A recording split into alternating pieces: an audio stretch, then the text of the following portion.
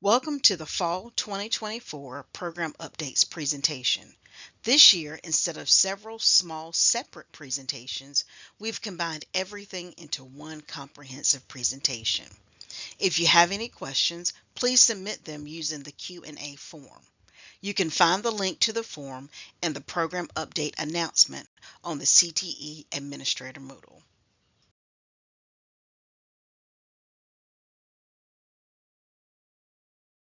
Apparel and textile production pathway is being sunset over the next 2 years. FA07, Fashion and Textiles 1 Fundamentals, will roll out for the 25-26 school year, and FA31, Apparel and Textile Production 1, will not be offered. FA32, Apparel and Textile Production 2, will be offered during the 25-26 school year before being updated, and the new FA08, Fashion and Textile 2 Design course will be released for the 26-27 school year. Our new pathway will be called Fashion, Textile, and Merchandising. MI21, Fashion Merchandising, will now be integrated into this pathway. There will be a new course number, and it will become a completer course option in this pathway. The new FA09, Fashion and Textiles 2 Merchandising, will also roll out for the 26-27 school year. 07, Fashion and Textile 1 Fundamentals will be replacing FA31, Apparel and Textile Production 1. The POL for this course will be a PBM. There will be 3 teacher rollout training options happening this spring and summer. Each of these rollout trainings will be a 2-day event.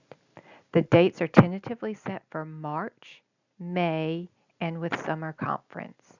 I hope to announce these specific dates by November of this year. For those teachers who are new to teaching apparel, we will also have a beginner sewing class in July aligned with our summer conference. We've made some adjustments to simplify the course naming structure of the interior design courses. FI21 is now Interior Design 1 Fundamentals. FI22 is now Interior Design 2 Studio. FI23 is now Interior Design 2 Technology. With these new course titles, it's easier to identify which are Level 1 and Level 2 courses. Another major benefit is clarity on student transcripts. We believe these updates will make scheduling smoother and course identification clearer for everyone. Implementation of the Hospitality and Tourism Management pathway of courses in pilot is now underway. The first pilot check-in meetings of the year were very well attended with participants who all brought valuable insight and information to share. Please make sure that your hospitality pathway teachers are subscribed to the Forum for Hospitality and Tourism Management in the FCS PLC Moodle. This is where they will be able to receive announcements, updates, collaboration with teachers, and much more. Pilot surveys for this pathway are an additional way for teachers to provide feedback. These surveys are set up based on the 5 standards in the course. You can complete the surveys as many times as you want to cover all of the objectives. Surveys are being released as teachers move through the course, so it is in real time as they are teaching. Hospitality and Tourism Management 2 pilot feedback will begin in December during the same meeting times. Level 2 surveys will be available starting in January. This pathway also has a credential as the proof of learning for Hospitality and Tourism Management 2. However, the content and record keeping for the work hours should start in Level 1. The Hospitality and Tourism Management resources from AHLEI and the National Restaurant Association are valuable preparation materials for the Hospitality and Tourism Specialist credential that need to be available for use in the Hospitality and Tourism Management 1 course as well as the second level course. You will also find crosswalks for this credential with the North Carolina standards that are available in the FCS PLC Moodle in the Hospitality and Tourism Management section. Small update has been made to the FH10 Culinary Arts and Hospitality 1 curriculum guide. You will find this update in Objective 1.03, Understand Food Protection Management. With the ANSI accredited Food Protection Manager training and certification having some changes where the certification will now be recorded in the FH11 or FH12 Culinary Arts and Hospitality 2 courses. The wording for the certification in the instructional activities has been removed. So you will find this in the instructional activities section in 1.03, Understand Food Protection Management, and the second instructional activity. It will now only refer to the training program, as you can see in the image. The updated curriculum guide is now available on the FCS PLC Moodle, as well as a post has been made on the Culinary Arts and Hospitality Pathway Collaboration Forum. In August, all Family and Consumer Sciences courses that use the Curriculum Center for Family and Consumer Sciences moved to using a DPI Canvas course for the instructional materials. Teachers can self-enroll in these Canvas courses using the links that are available in the Pathway sections on the FCS PLC Moodle. Directions for how to enroll are also available in the Moodle. Not all FCS courses use CCFCS. Please refer to the Moodle for the ones that have these resources.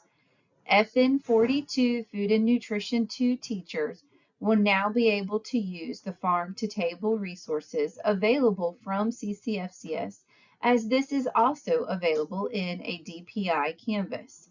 District CTE personnel can enroll in these courses at no additional cost as well.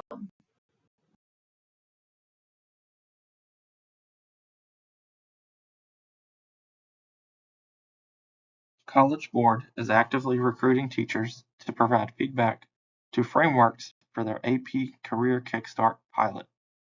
At this time, these AP courses have not been approved at the state level or implemented into a CTE career pathway.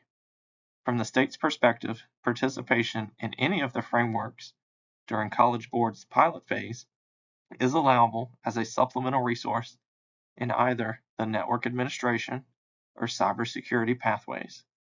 Teachers who choose to participate will still need to complete the traditional North Carolina proof of learning for these courses. This is a reminder that CompTIA has updated the Network Plus credential that is used as the proof of learning for CI 21 Network Administration 2. Both the older and newer version of the credential will be available until December 20th. After this date, the only option for testing will be the newest version. Standards aligned to the newest version will be updated into the course management system. Starting with school year 2025-2026, all three courses that make up the Swift Develop, abbreviation SWDV pathway, will be transitioned to LCO. The three courses are CP20, Developing Swift Explorations, CP21, Developing Swift Fundamentals, and CP22, Developing Swift Data Collections. This change was brought about by the low enrollment and the trend of decreasing enrollment in these courses. This change has been reflected in these three courses being removed from the 2025-2026 CTE course inventory. My name is David Barber. I'm a trained industrial education consultant, and we're going to talk about some items related to LAPSEN, Zipline, and drone certifications.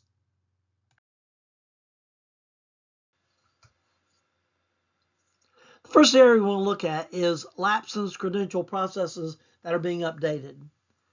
If you're using public safety in your school, you're well aware of LAPSEN, Law and Public Safety Education Network. This is a critical partner for us in our field that provides a lot of our curriculum, a lot of our teacher training, and a lot of our assessments. The assessment provider in the past has been UScience. That is changing this year, and the new provider is STACC, S-T-A-C-C. To contact STACC directly for vouchers, you can do so through the LAPSEN's website. The courses that are affected by this include all of our courses that we're using in LAPSEN, and they would include IP11 Public Safety 1 certification. It would not include the NIMS certifications that are also part of that course, seeing that they are FEMA certifications and testing will be done through FEMA. The next course is IP12 Public Safety 2, and again, that also includes a FEMA certification for CERT that is not included in the STACC, but any CI 911 certification would be through STACC. IP41 Law and Justice 1 certification, IP42 Law and Justice 2 certification, which is Certified Protection Officer, but it is tested through STACC. And ID12 Drone Technology 2 has 2 certifications that's through LAPSEN. They would include NFPA 2400 and Ezra Drone to Map. So just again to recap, all testing is now done through STACC, so you would need to order your vouchers for any of these courses other than the FEMA courses directly through STACC via the website through LAPSEN.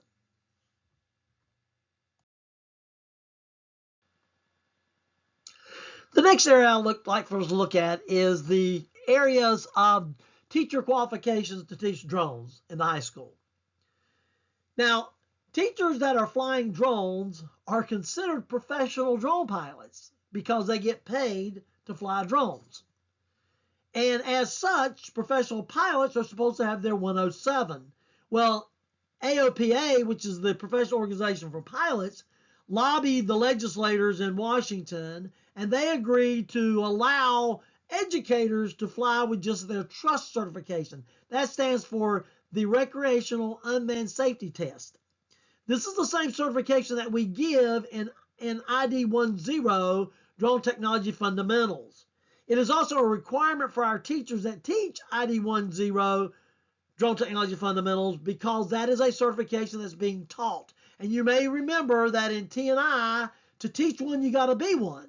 So if you have a certification in that course, you must be certified in that area to teach that certification to students. So if you're teaching ID10 course, you would need to have that trust certification anyway. Also remember, if you're doing only flying inside, you're not required any FAA requirements because you're not under FAA requirements inside, only outside. Now, if you're teaching ID11 Drone Technology 1 course, you are flying outside, and you would be required to have your FAA Part 107 remote pilot's license because it's also part of the course. As part of the course, therefore, to teach one, you got to be one. Now, the last course is our ID12 class, our Drone Technology 2, which includes 2 professional certifications. One of them that emphasizes flying, which is NFPA 2400, and the other one is interesting on mapping and autonomous flight, which is Ezra Drone to Map. You would need to have both of those certifications because, again, to teach one, you got to be one. If you have any questions related to this, feel free to contact me anytime, and I'll be glad to assist you.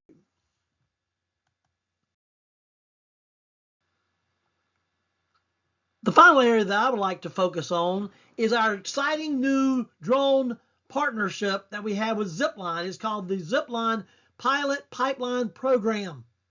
Now, there's only 3 of these Zipline pilot programs in the world.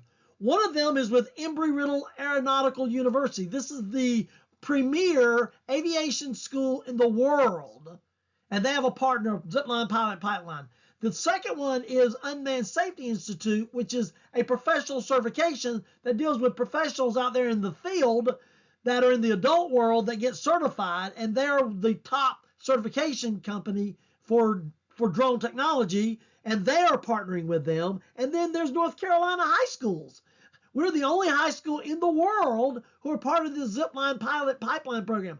What an exciting opportunity for our students, and what an elite group of people to be involved in. So we're excited for this.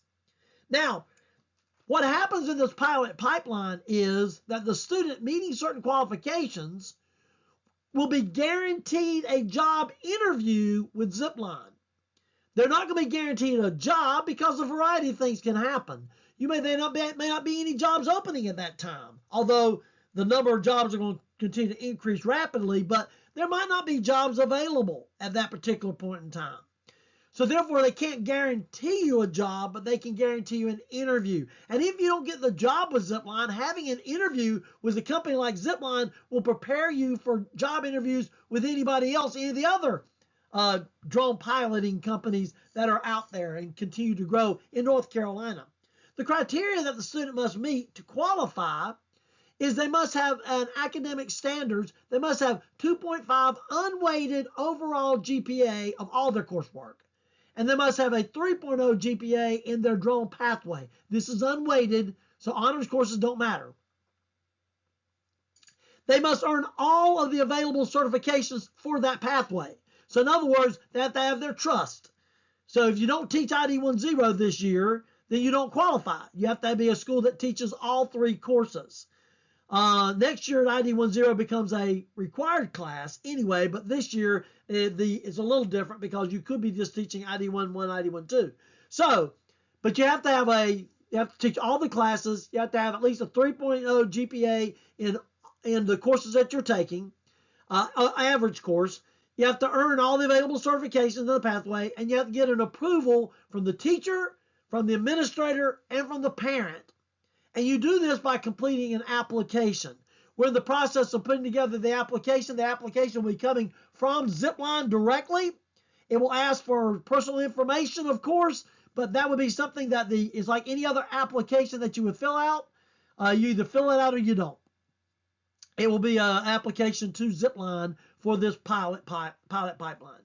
We're excited about it. Look for it to be coming soon. It should be posted on the website. We already have the program done. We're just waiting on getting the information back from Zipline related to the application, and that should be coming within the next month. If you have any questions or concerns about that, please feel free to contact me, and I'll be glad to talk you through whatever you need.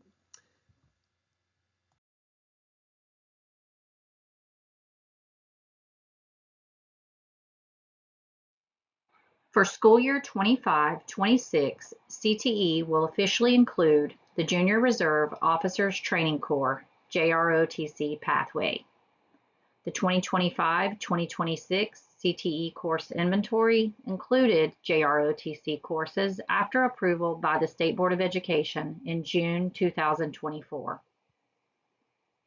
Based on the school's schedule, students may take JROTC 1 through 8 to complete all 4 leadership, education, and training units. To be a CTE concentrator and count in federal reporting for CTE, a student will successfully complete JROTC 1, 2, and 3. JROTC 4 through 8 will be considered career pathway major course options. Since JROTC already has dedicated funding and personnel as a federal program, the only fees CTE plans to cover are the credential exam fees through PRC 83. We anticipate that the NOCTI Leadership and Employability Skills credential will be best aligned to JROTC 3. If you have any questions, please feel free to reach out to me, Angela LeMay, as I will be serving as the lead for career and technical education.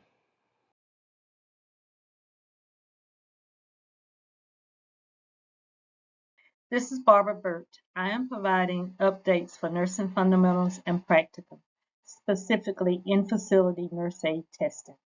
On October 1st, 2024, Credential transitioned from Conductor to the Credential platform. The new Credential platform is used to request in-facility testing dates. Current requested test dates in Conductor have been moved to the new platform. As a reminder, North Carolina will transition to the written online testing by counties and in phases. Phase 1 counties are to transition by December 31st, 2024. Phase 2 counties will transition by June 30, 2025. I have posted the phases on the NurseAid Moodle, noting the phasings by each county. In summary, as of June 30th, 2025, no counties in North Carolina will be allowed to give the pencil and paper written exam. Everything for NurseAid testing for the written exam will be online. I have posted a link in the PowerPoint that will, if you click on it, will take you to the information that can help you get ready for the transition. And I encourage everyone to start transitioning now. Don't necessarily wait to June 30th or to next school year to say that you will do the online written exam. Other changes that Credential is doing is the NurseAid evaluator will score the skills exam using tablets. Credential will provide to all in-facility test sites a tablet. The responsibility for the test site will be to keep the tablet charged, and also the evaluator will need access to Wi-Fi. If you have a guest Wi-Fi that you can give to password that you can give to the evaluator, that will work as well. The other change is that Credential will take pictures or request that the evaluator take pictures of every student or candidate that will be tested. If you have any questions about the changes, please contact me and I will continue to communicate changes in testing as I am made aware of them. This is Melissa Leeds, and I'm going to go over the update for pharmacy technician. So the Pharmacy Technician Certification Board, or PTCB, began requiring NCDPI in the spring of 2024 to attest that all pharmacy technician programs meet the requirements to permit the students to actually credential. A Google spreadsheet has been shared with teachers who are listed as teaching pharmacy tech for school year 2024-2025, and the same document has also been posted on the Moodle. The document includes the location of the course, the instructor of record along with their contact information regarding course delivery.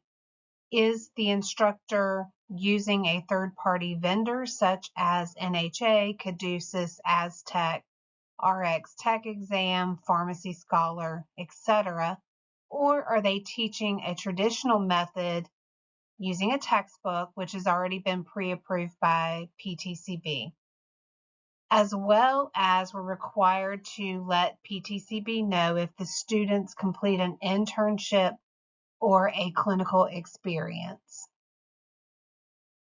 This document will be sent to PTCB at the end of the school year, so end of May, beginning of June 2025. This is the update for IP22 or EMT2, Emergency Medical Technology 2, requests for course.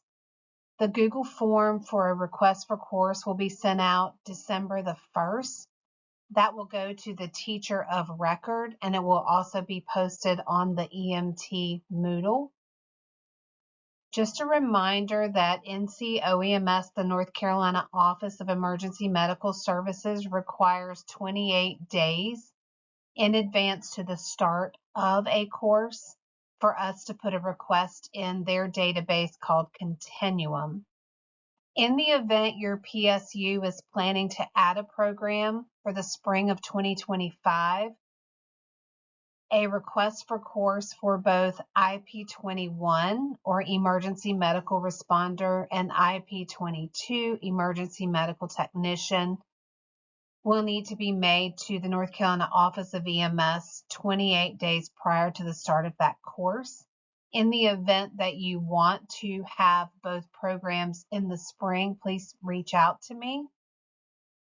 And due to significant damage in the western part of the state, any program that needs to extend their end of course date with NCOEMS should reach out to me so that I can make that request to get an extension. Rosters will no longer be accepted as credential artifacts, nor spreadsheets with e-card information that is returned to the instructor. The artifact for credentials for health science will be the student's card, which will be the artifact. There has also been, just to note, there's been question regarding the Heart Saver K-12 card for schools, which includes first aid with a variation of one or more of the following: AED, which is the automated external defibrillator, adult CPR, child CPR, and infant CPR. So long as the card says first aid, this will be recognized, excuse me, as the credential artifact for HU40 Health Science 1. Many training centers will only issue the cheaper Heart Saver card to schools, K-12 schools, versus the first aid card, which could be a standalone card. So again, the Heart Saver K-12 for schools card, which will say first aid on it, is acceptable for HU40. The courses that are impacted with this credential artifact change are HU40 Health Science 1 and HU42 Health Science 2, HP71 Project Lead the Way Human Body Systems, HP72 Project Lead the Way Medical Intervention, IP21 Emergency Medical Technology, HL31 Dental Anatomy 1 and HL35 Dental Pathology 2, which are local course options, and FE11, which is Early Childhood Education.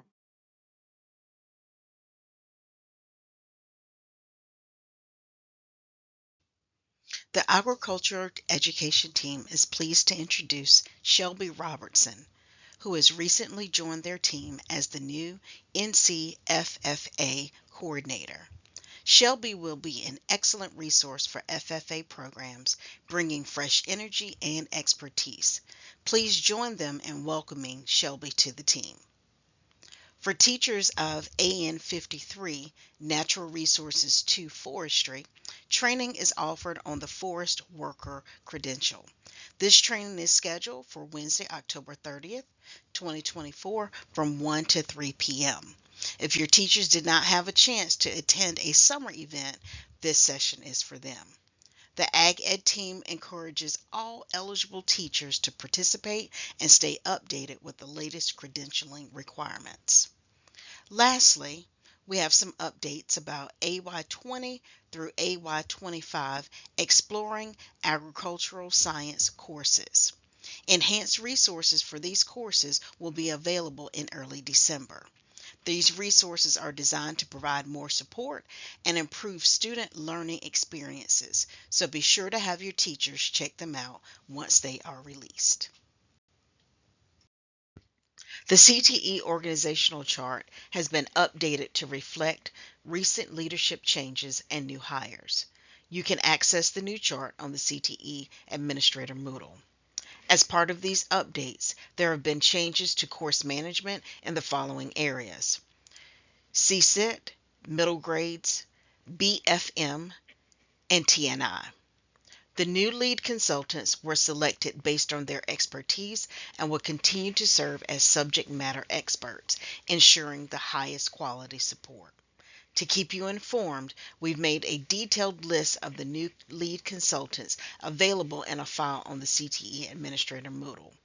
Please take a moment to review this and connect with the appropriate consultant for your program area. These updates will also be reflected in NC CTE Admin. We encourage you to follow NCCTE on the platforms listed below. Stay up to date with the latest news, events, and resources. And don't forget to tag us in your social media post using the hashtag CTE4NC. We love seeing the great work you're doing in your classrooms. Before we wrap up, just a quick reminder. If you have any questions about today's updates, please submit them using the Q&A form. You can find the link and the program update announcement on the CTE Administrator Moodle.